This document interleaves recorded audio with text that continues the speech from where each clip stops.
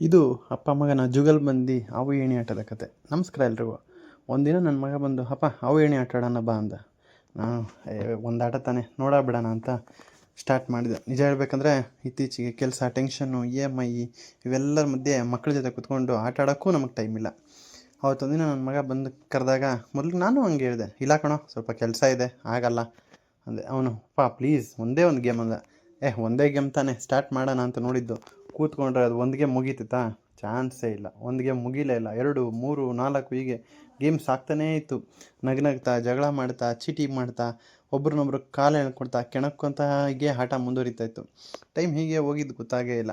ಆಗ ನನಗೆ ಪ್ರಶ್ನೆ ಬಂತು, ನಮ್ಮ ಬಾಲ್ಯ ಎಷ್ಟು ಚೆನ್ನಾಗಿತ್ತಲ್ವ ಅಂತ. ನಮ್ಮ ಕಾಲದಾಗೆ ಮೊಬೈಲ್ ಇರಲಿಲ್ಲ, ವೈಫೈ ಇರಲಿಲ್ಲ, ಇನ್ಸ್ಟಾಗ್ರಾಮ್, ಯೂಟ್ಯೂಬ್ ಏನೂ ಇರಲಿಲ್ಲ. ಆದರೆ ಸಂತೋಷ ಮಾತ್ರ ಫುಲ್ ಮಸ್ತಾಗಿತ್ತು. ಸಂಜೆ 5 ಗಂಟೆ ಆದರೆ ಮನೆಯಿಂದ ಹೊರಗೆ ಓಡ್ತಿದ್ವಿ, ಲಗೋರಿ ಆಡ್ತಿದ್ವಿ, ಕಣ್ಣಾಮುಚ್ಚಾಲೆ, ಗೋಲಿ, ಗಿಲ್ಲಿದಾಂಡು, ಕಬಡ್ಡಿ, ಅವ್ರಿಗೆ ಏನು ಕನ್ವೀನಿಯಂಟು ಆ ಆಟನ ಆಡಿಕೊಂಡು ರಾತ್ರಿ ಆಗ್ತಿತ್ತು. ಅಮ್ಮ ಕರೆದಿದ್ದಕ್ಕೆ ಊಟಕ್ಕೆ ಬರ್ತೀವಿ ಹೊರತು ಇಲ್ಲಾಂದರೆ ಬರ್ತಾನೆ ಇರಲಿಲ್ಲ ನಾವಂತೂ. ಇವತ್ತು ಮಕ್ಕಳು ಹೊರಗಡೆ ಹೋಗೋದಕ್ಕಿಂತ ಮನೇಲಿ ಆಡೋದೇ ಜಾಸ್ತಿ ಆಗಿದೆ. ಅವ್ರು ಆಟ ಆಡೋದಕ್ಕಿಂತ ಸ್ಕ್ರೀನ್ ನೋಡೋದೇ ಜಾಸ್ತಿ. ಅದಕ್ಕೆ ಆ ದಿನ ನನ್ನ ಮಗನ ಜೊತೆ ಹಾವು ಏಣಿ ಇದ್ದಾಗ ತುಂಬ ಖುಷಿಯಾಗಿ ಆಡಿದೆ. ಅವನಿಗಿಂತ ನಾನು ಜಾಸ್ತಿ ಖುಷಿಪಟ್ಟೆ, ಯಾಕಂದರೆ ನನ್ನ ಬಾಲ್ಯ ಮತ್ತೆ ಒಮ್ಮೆ ನನ್ನ ಮುಂದೆ ಬಂದಿತ್ತು. ಆಮೇಲೆ ಆಟದಲ್ಲಿ ಒಂದು ದೊಡ್ಡ ಜೀವನ ಪಾಠ ಇದೆ ಅಂತಲೂ ಗೊತ್ತಾಯಿತು.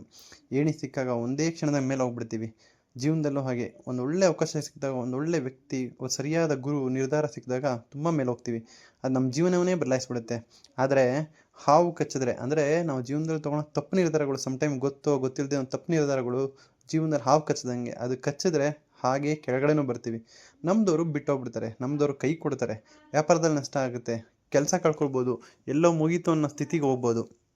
ಹಾವು ಏಣಿ ಆಟದಲ್ಲಿ ನಾವು ಏನು ಮಾಡ್ತೀವಿ, ಸಾಕು ನಾನು ಆಡಲ್ಲ ಅಂತ ಎದ್ದೋಗ್ತೀವಾ? ಇಲ್ಲ, ಮತ್ತೆ ಡೈಸ್ ಎಸಿತೀವಿ, ಮತ್ತೆ ಪ್ರಯತ್ನ ಮಾಡ್ತೀವಿ. ಯಾಕಂದರೆ ಮುಂದಿನ ಕ್ಷಣದಲ್ಲಿ ಮತ್ತೊಂದು ಏಣಿ ಸಿಗ್ಬೋದು ಅನ್ನೋ ಒಂದು ದೃಢವಾದ ನಂಬಿಕೆ.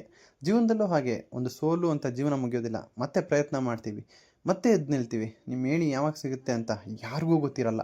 ನಿಮ್ಮ ಮಕ್ಕಳಿಗೆ ದುಡ್ಡು, ಮನೆ, ಆಸ್ತಿ ಕೊಡೋದು ಮುಖ್ಯನೇ, ಒಪ್ಕೊತೀನಿ, ಅದು ಮಾಡಲೇಬೇಕು, ಅದು ಜೀವನ ನೆಸೆಸಿಟಿ.